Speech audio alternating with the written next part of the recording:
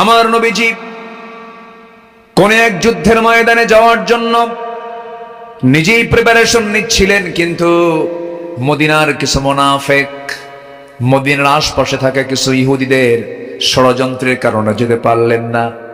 আমার নবীজি বলে ফেলেন, সাহাবীরা, এই যুদ্ধের ময়দানটা কণ্টকে কীর্ণ ময়দান, এই যুদ্ধে আমার যাওয়ার বড় শখ ছিল, আমি যেতে পারতেছি না, তবে আমি এই যুদ্ধের সেনাপতি নিযুক্ত করে দিচ্ছি, কারা কারা যুদ্ধে যাবে বলো। সামনে 3000 সাহাবী দাঁড়ায় গেলেন। কয় হাজার বলেন? 3000।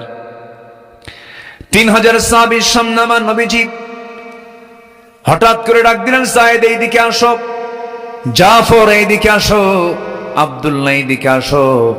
তিনজনকে লাইন করে দাঁড়ায় দিয়ে বলছেন, সাহাবীরা, মুতার যুদ্ধের ডাক এসেছে, আমি আমার পালক পুত্র যায়েদকে 1 নম্বর সেনাপতি বানায় দিলাম, জাফর তোমাকে 2 নম্বর বানায় দিলাম, আব্দুল্লাহ তাকে 3 নম্বর বানায় দিলাম। সাহাবীরা তোমার তাদের নেতৃত্ব মানবে।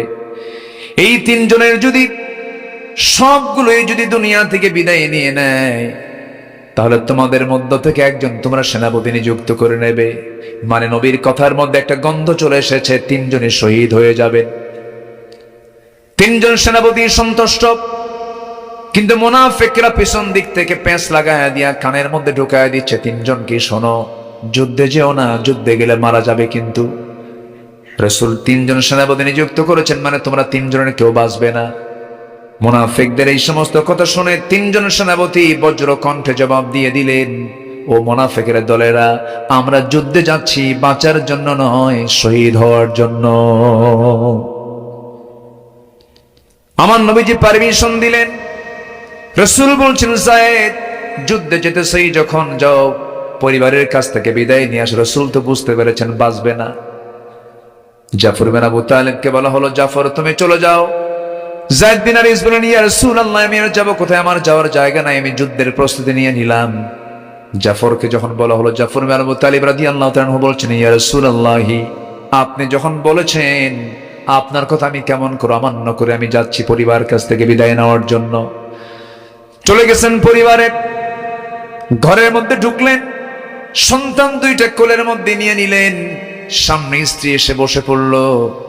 তিনি অত্যন্ত মুস্কি হাসি মেরে স্বাভাবিকভাবে স্ত্রীকে সামনে রেখে বলছেন, স্ত্রী, আমি তোমাকে দারুণ ভালোবাসি, আমি আমার পরিবারকে ভালোবাসি, যুদ্ধের ডাক চলে এসেছে, আমি যুদ্ধের ময়দানে যাচ্ছি, আমার জন্য দোয়া করো, মুতার যুদ্ধে অংশগ্রহণ করে যেন শহীদি দরজা পেয়ে আল্লাহর জান্নাতে যেতে পারি।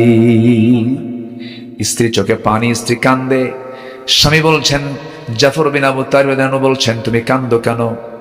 আমি তোমার কাছে এই দোয়া চাইলাম, তুমি কান্দো কেন? স্ত্রী বলছেন, স্বামী আমার, আল্লাহর কসম করে বলি, আমি আপনাকে জিহাদে যেতে বাধা দেব না, আপনি জিহাদে যান, কোনো সমস্যা নাই, যুদ্ধ করুন, তবে আপনি শহীদে নয়, আপনি গাজী হয়ে আবার আমাদের মাঝে ফিরে আসুন। কেন? এই যে ছোট্ট ছোট্ট 2টা সন্তান এতিম হয়ে যাবে, আব্বা বলে ডাকতে পারবে না, এই জন্য আমি এদের দিকে তাকা, আমি এই দোয়াটা করি। জাফর ইবনে আবু তালিবের একটু রাগ হলো। কোমরে ছিল তরবারি, কোষবদ্ধ তরবারি, কোষমুক্ত করে স্ত্রী হাতটা একটু আগে টেনে ধরে তরবারির উল্টা দিক আঘাত করে বলছেন, আমার স্ত্রী, আমি যে তরবারি দিয়ে তোমার গায়ে আঘাত করলাম, হাতে আঘাত করলাম, হাতটা কাটছে নাকি না কাটে নাই? রক্ত বের হয়েছে নাকি না বের হয় নাই? কেন বের হলো না? আপনি আমাকে আঘাত করেছেন তরবারি দিয়া, কিন্তু উল্টা দিকে আঘাত করেছেন, এই জন্য কাটে নাই। এবার তিনি বলছেন, আমার স্ত্রী, তুমি আমার জন্য যে দোয়াগুলো করছো, এই দোয়াগুলো উল্টা দোয়া, এই দোয়া কবুল হবে না, কারণ আমি নিশ্চিত আমি আমার নাকের মধ্যে জান্নাতের ঘ্রাণ পেতেছি। আমার আগে একজন সেনাপতি, পরে একজন সেনাপতি, আমি নিশ্চিত শহীদ হয়ে যাব।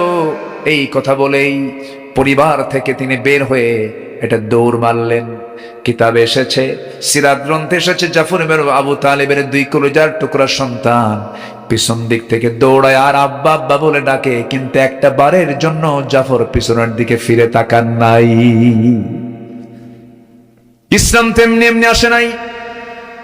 সুন্দরী নারী বাসর ঘর ছেড়ে দিয়া তারা জিহাদে চলে গেছেন। আল্লাহু আকবার বলেন। আব্দুল্লাহ বিন রাওহার ঘটনা তাই। দুপুরবেলা বিয়ে করেছেন, রাতের বেলা বাসর ঘর, যুদ্ধের ডাক চলে এসেছে, বিদায় নেওয়ার জন্য এসেছেন। ঘরের মধ্যে ঢুকছেন না, হাতের রং লাগানো, ঘরটা সাজানো, বিছনা সাজানো, নতুন স্ত্রী ঘরের মধ্যে না ঢুকে বাহির থেকে দরজার শিকল বাইরের দিকে লাগায় দিয়ে বলছে, বউ আমার, শুধু আগটা হয়ে গেছে, ইজাব কবুল হয়ে গেছে, কিন্তু তোমার সঙ্গে আমার সহবাসের সুযোগ নাই।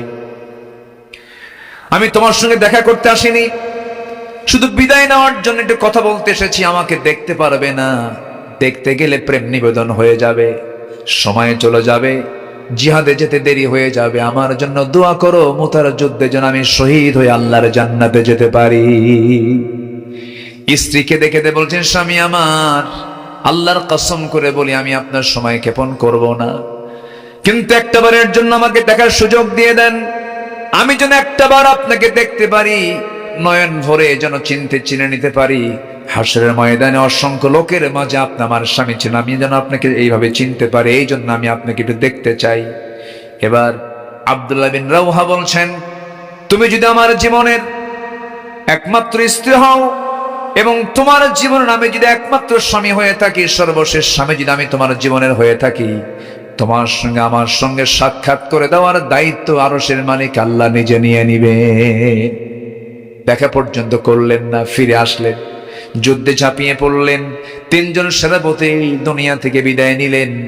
সর্বশেষ সেনাপতি আব্দুল্লাহ বিন রাওহা, কাফেররা তার ডান হাত মেরে দিয়েছিল তরবারি, ছিটকে পড়ে গেছে।